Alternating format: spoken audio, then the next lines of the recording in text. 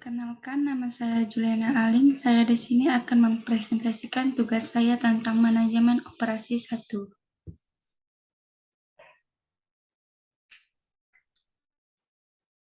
Soal nomor 1, teori. Jelaskan mengapa konsep penyesuaian massal atau mass customization dapat digunakan sebagai salah satu strategi dalam rantai pasokan. Jawabannya, karena pada era manufaktur kerajinan, produk sangat terbatas sekali. Setiap barang diproduksi sedikit variasi atau low variety dengan harga tinggi. Bahkan setiap produksi membutuhkan waktu yang cukup lama. Lalu dengan munculnya revolusi industri, munculnya mesin-mesin produksi, manufaktur pindah dari era kerajinan ke era produksi massal.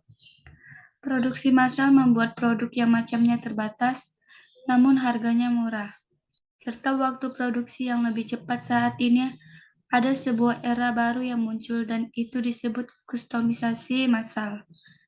Menurut Loudon 2010, mass customization adalah kemampuan untuk menawarkan produk atau jasa yang disesuaikan secara individu dengan menggunakan sumber daya produksi yang sama seperti mass production. Mass customization membuat produk lebih variatif dengan harga murah. Mass customization dapat menyesuaikan produk dengan cepat bagi nasabah individu maupun untuk pasar ceruk. Produksi efisiensi dari produksi massal dan waktu produksi lebih cepat. Menggunakan prinsip yang sama, mass customization merupakan build to order. Soal teori nomor 2. Terdapat 3 keunggulan kompetitif yang dimiliki oleh perusahaan apabila menerapkan strategi penyesuaian massal atau mass customization dalam aktivitas rantai pasokan mereka.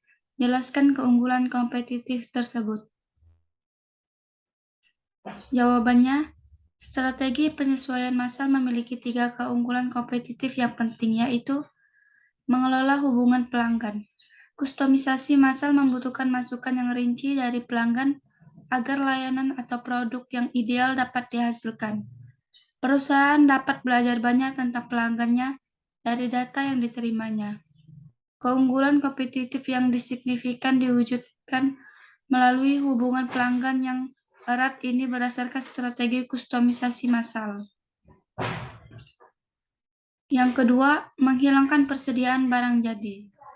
Memproduksikan untuk pesanan pelanggan lebih efisien daripada menghasilkan perkiraan karena perkiraan tidak sempurna. Triknya adalah memiliki semua yang Anda butuhkan untuk menghasilkan pesanan dengan cepat. Dengan menggunakan promosi penjualan, perusahaan dapat melakukan beberapa kontrol atas persyaratan untuk persediaan komponen dengan mengarahkan pelanggan menjauh dari opsi yang habis untuk memiliki opsi yang tersedia. Kemampuan ini menghilangkan tekanan dari rantai pasokan sekaligus menjaga kepuasan pelanggan. Penyedia layanan juga memanfaatkan penyesuaian massal untuk mengurangi tingkat inventaris.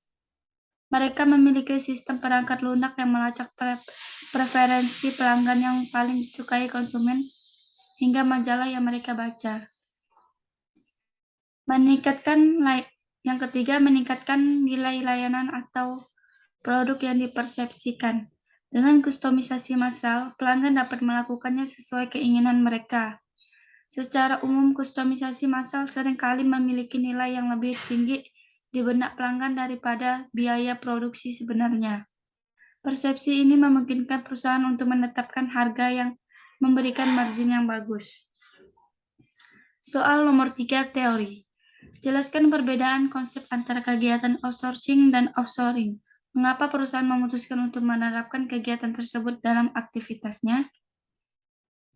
Jawabannya, perbedaan utama antara outsourcing dan offshoring dijelaskan di bawah ini. Outsourcing. Outsourcing adalah pilihan yang sangat menarik bagi perusahaan yang memiliki volume rendah. Apa yang mendorong perusahaan untuk melakukan outsourcing daripada mengintegrasikan secara vertikal?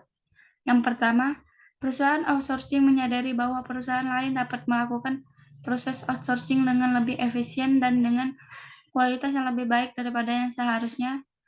Mereka memilih untuk menambahkan pemasok internal.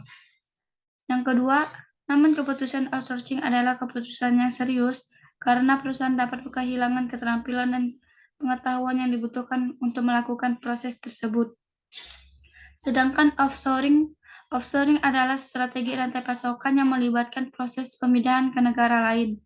Dengan demikian, offshoring lebih mencakup daripada outsourcing karena juga mencakup integrasi vertikal dan dengan menempatkan proses internal di negara lain.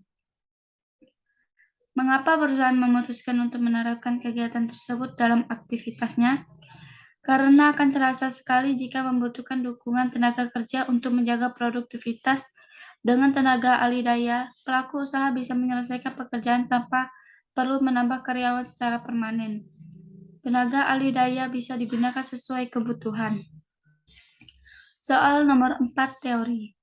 Dalam konsep rantai pasokan yang berkelanjutan terdapat strategi logistik terbaik atau reverse logistik. Jelaskan apa yang dimaksud dengan hal tersebut dan mengapa perusahaan menerapkan reverse logistik dalam rantai pasokan mereka.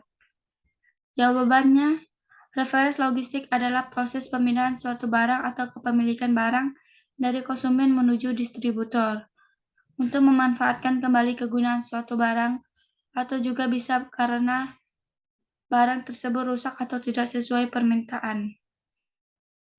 Mengapa perusahaan menerapkan reverse logistik dalam rantai pasokan mereka?